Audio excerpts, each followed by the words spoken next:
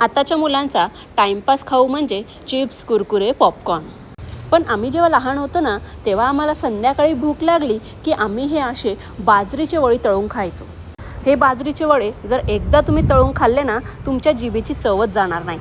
मग आता हे बनवायचे कसे? तर 1 किलो बाजरी आणि अर्धा किलो गहू असे वेगवेगळ्या भांड्यात 3 दिवस भिजत ठेवायचे. रोज याचं पाणी बदलत राहायचे. 3 दिवसानंतर चक्कीवरून दळून आणायचे. दळून आणल्यानंतर कपड्याने आणि गाळणीने याला गाळून घ्यायचे. गाळलेल्या मिश्रणाला वेगवेगळ्या भांड्यामध्ये रात्रभर ठेवायचे. सकाळी संपूर्ण चीक खाली बसून जाईल. त्यानंतर सकाळी एका पातेल्यामध्ये पाणी घालायचे, चवीनुसार मीठ घालायचे, पाण्याला व्यवस्थित उकळी येऊ द्यायची आणि सगळा चीक हळूहळू या भांड्यामध्ये ओतून घ्यायचा आहे.